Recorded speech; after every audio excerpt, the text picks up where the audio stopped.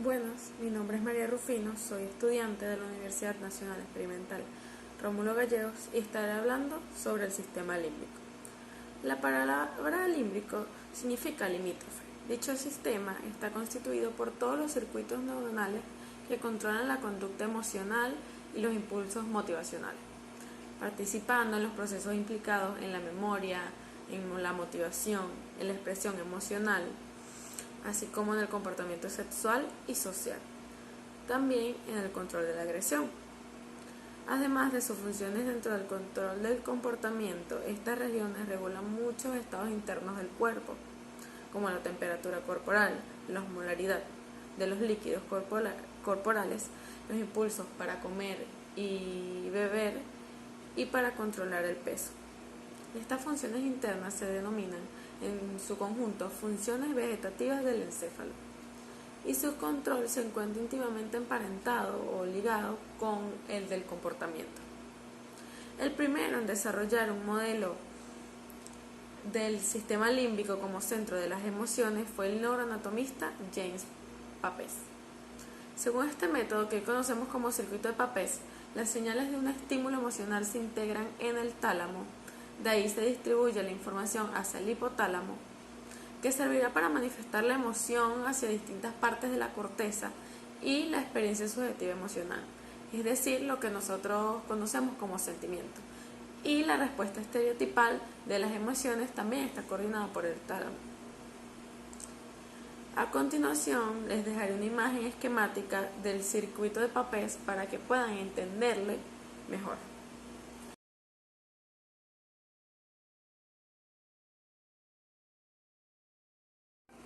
Antes de hablar de las funciones de este sistema, hablaré un poco sobre su anatomía fisiológica. Son un complejo interconectado de elementos basales del encéfalo. En el centro de ellos se encuentra el hipotálamo. A pesar de su pequeño tamaño, se considera uno de los componentes nucleares del sistema límbico. En la imagen que tenemos en la diapositiva podemos ver un esquema de cómo se encuentra posicionado el hipotálamo dentro del sistema límbico, además de otras estructuras subcorticales pertenecientes a este.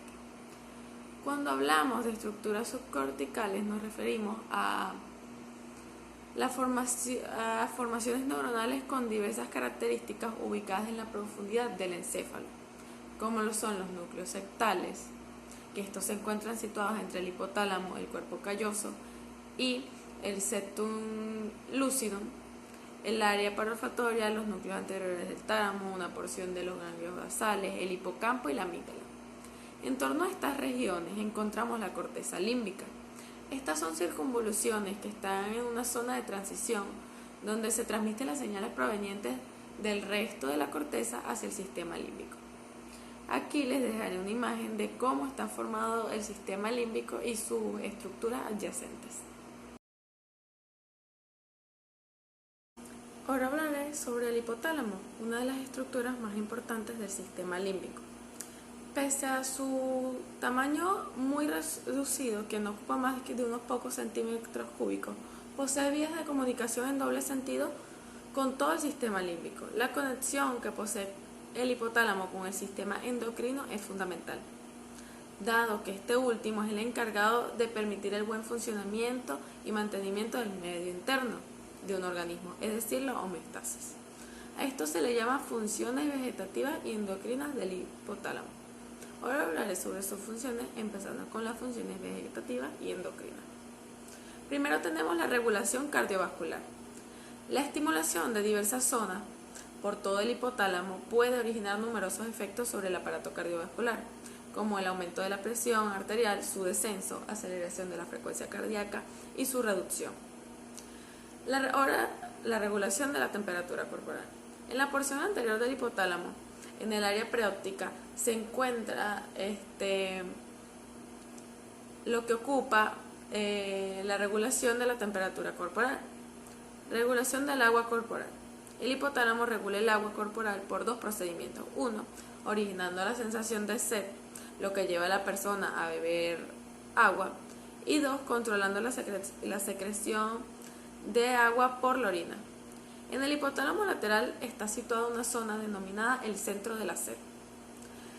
La siguiente, regulación de la contractilidad uterina y de la expulsión de leche por las mamas.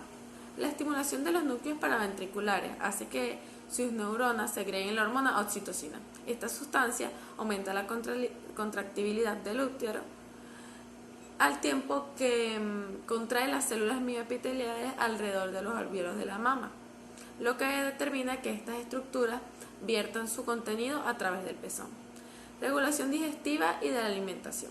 La estimulación de diversas zonas del hipotálamo hace sentir un hambre enorme, un apetito voraz y un profundo deseo de buscar comida. Una región vinculada al hambre es el área hipotalámica lateral y la secreción de hormonas endocrinas por la adenohipófisis. Esta recibe su riego sanguíneo sobre todo a partir de la sangre que pasa a través de la porción inferior del hipotálamo y después por los senos vasculares hipofisiarios anteriores. Según recorre este camino por el hipotálamo antes de llegar a la adenohipófisis, se vierten en ella hormonas liberadoras e inhibidoras específicas por parte de diversos núcleos. Estas hormonas van hasta la adenohipófisis, donde actúan sobre las células glandulares para controlar la liberación de las hormonas adenohipofisarias. Ya hablé sobre las funciones vegetativas y endocrinas, ahora hablaré sobre las funciones conductuales del hipotálamo. La estimulación o lesión del hipotálamo suele tener consecuencias sobre el comportamiento emocional de los seres humanos. La estimulación del hipotálamo lateral eleva el nivel general de la actividad, lo que ocasiona cólera y lucha. La estimulación del núcleo ventromedial y de las zonas que lo rodean da una sensación opuesta, de saciedad, disminución de alimentación y serenidad. La estimulación de una zona fina de los núcleos periventriculares genera temor, reacción frente al castigo. El impulso sexual también se puede estimular a partir del hipotálamo.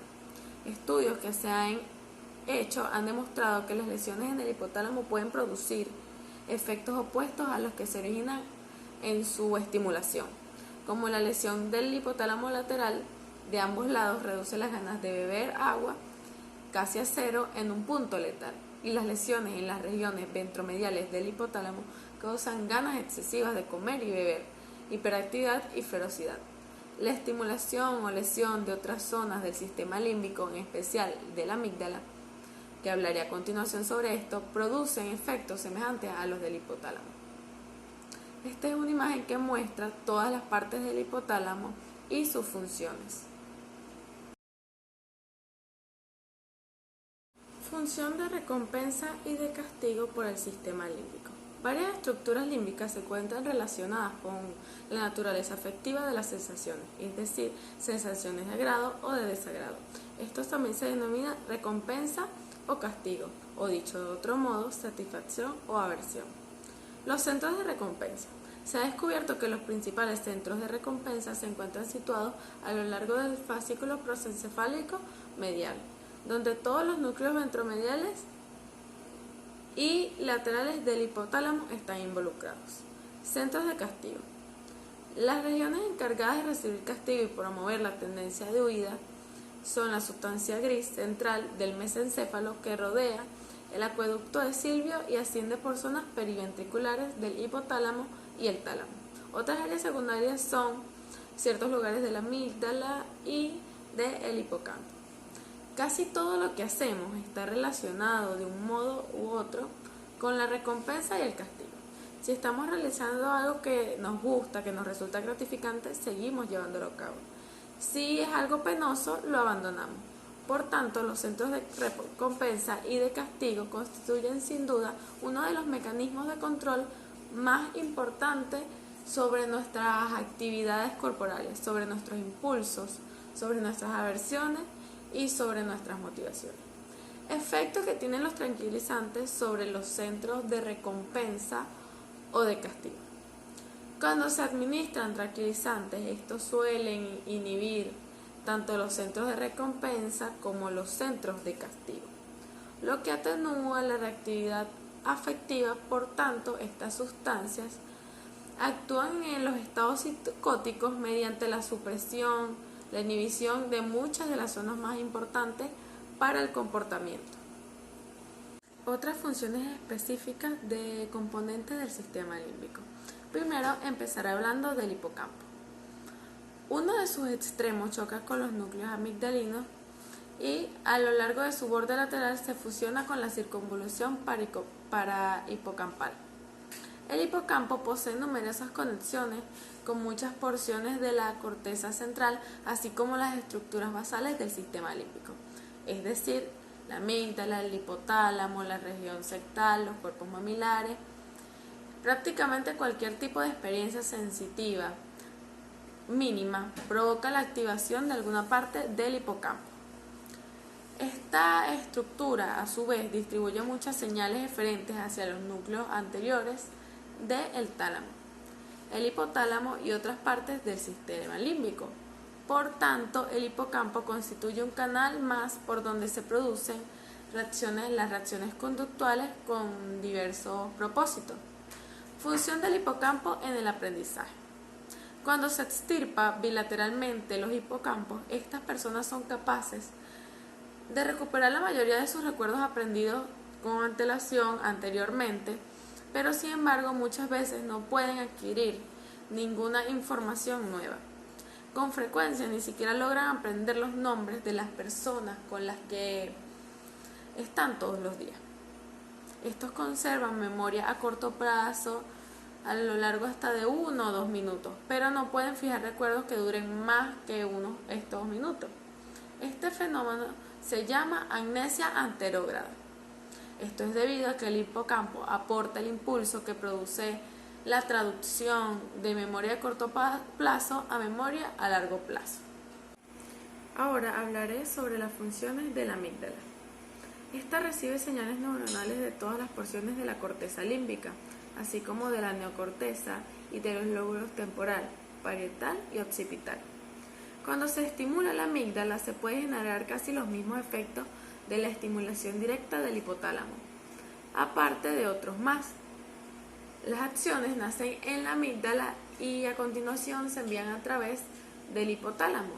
Esto incluye las siguientes acciones: aumentar o disminuir la presión arterial, acelerar o frenar la frecuencia cardíaca, incrementar o reducir la motilidad y la secreción del aparato digestivo, defecación, micción, dilatación pupilar, contracción, piloerección y la secreción de diversas hormonas hipofisiarias, sobre todo las gonadotropinas y las corticotropinas.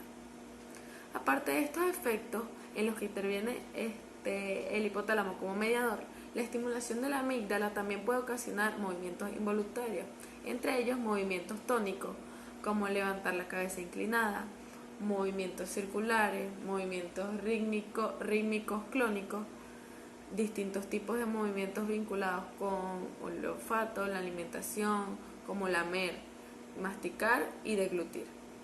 La estimulación de determinados núcleos amigdalinos es capaz de dar lugar a la cólera, el castigo, el dolor, el miedo, y la actividad de otros núcleos puede producir sensaciones de recompensa y placer, como también otras partes de la amígdala pueden generar diversas actividades sexuales como la erección, la eyaculación, la ovulación, la actividad uterina y el parto prematuro.